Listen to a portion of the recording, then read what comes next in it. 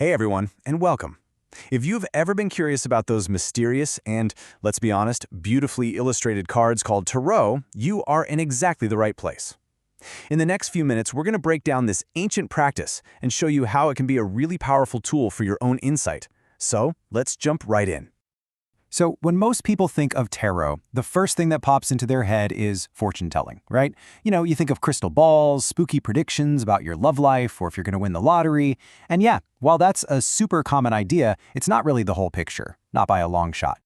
Well, what if we thought about it differently? A more modern and honestly a way more empowering way to look at tarot is as a mirror.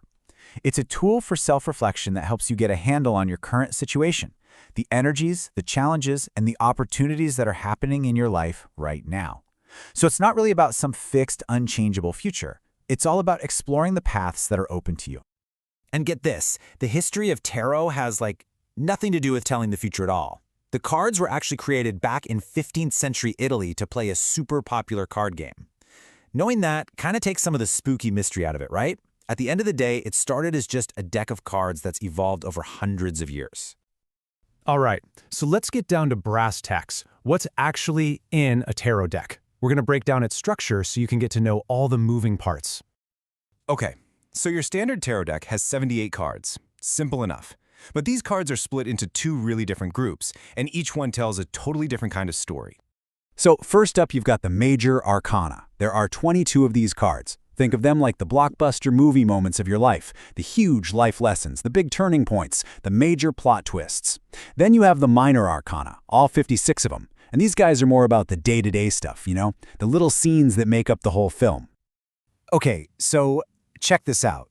This is the Hermit, a classic major arcana card. When a card like this pops up in a reading, it's a huge signal. It's pointing to a major theme, something big. In this case, maybe a time for some serious soul-searching or looking inward for answers. Yeah, these are the heavy hitters of the deck, for sure. All right, now for the minor arcana. This part of the deck is going to feel a lot more familiar, because honestly, it's set up just like a regular deck of playing cards. It's got 4 suits. And each of these 4 suits covers a different part of our lives. You've got wands, which are all about fire, passion, and that creative spark. Then there are cups. That's the water element. So think emotions, relationships, all that gut feeling, intuition stuff. Swords are connected to air, so that's your thoughts, your ideas, but also conflict and finding your truth.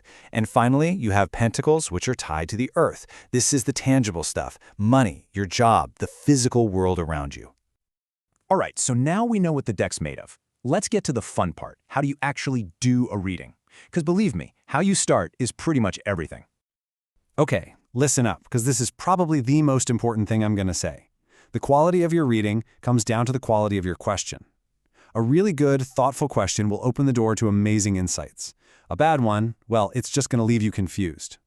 And this slide just lays it out perfectly. You've got to stop asking those passive yes or no questions like, will I get the job? That just gives away all your power.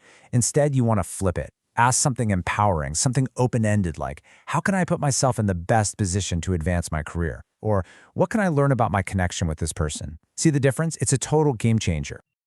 Okay, so for your very first reading, you can't go wrong with a simple 3-card spread. It's super easy. You've got your question in your mind, you give the deck a good shuffle, and then you pull 3 cards. The first card, that's your past, the backstory to your question. The second one is the present, where you are right this second. And that third card, that's a potential future, a path forward. It's simple, it's clear, and it tells a really powerful story. Now, here's a pro tip. Once your cards are laid out, just wait a second. I know you're going to want to grab the guidebook right away, but resist. Just look at the pictures. What jumps out at you? Any colors, any symbols, any characters? How does the image make you feel? Your own intuition is a huge part of this process. Let the cards talk to you before you let a book tell you what they mean. Okay, so this all begs the big question, right? How in the world can a bunch of illustrated cards give us any real insight? Really? Well, there are a lot of ways to look at it, but let's dive into a really fascinating psychological take on it. So, what's really going on here? Is it magic? Are we tapping into some mystical universal energy? Or are we actually just finding a key to unlock parts of our own minds? That question is right where the spiritual and the psychological meet when we talk about tarot. So one really cool psychological theory, which has roots in the work of people like Carl Jung, suggests that tarot works by being a gateway to our unconscious mind. See, the cards are packed with these universal symbols and archetypes, like the hero, the wise old man, the nurturing mother, things our brains just instinctively get on a deep level. And this kicks off a process called free association. Basically, the images on the cards act like little prompts for your brain. You look at a card, and it can spark a memory, a feeling, an idea that was buried deep down in your unconscious mind, and it brings it right up to the surface. It helps you connect dots you didn't even know were there, revealing what you kind of already knew on some level. So, as we start to pull all this together, it's really important to remember that the goal of a tarot reading isn't about getting some final black and white answer. No, it's about something way, way deeper than that. It's a tool for reframing. That's the key word here. Tarot can take a problem you've been spinning your wheels on and just hold it up to you from a completely different angle. It shows you new perspectives, and that can be exactly what you need to get unstuck. So at the end of the day, what you're really getting from tarot is a practice. It's a dedicated way to reflect, to tune into your own intuition, to get some real clarity on what's going on in your life.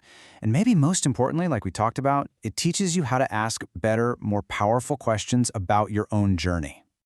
And I absolutely love this quote here. It calls the tarot reading a safe space for sorting things out between different parts of your consciousness. Isn't that great? It's like you're setting up a meeting between what you think you want and what your gut is telling you, and trying to get them on the same page. So we'll leave you with this one last thought. Now that you can see the cards not as some magic 8-ball, but as a mirror for your own inner wisdom, what's the first big, empowering, open-ended question you're going to ask? The deck is ready. The conversation is just waiting for you to start.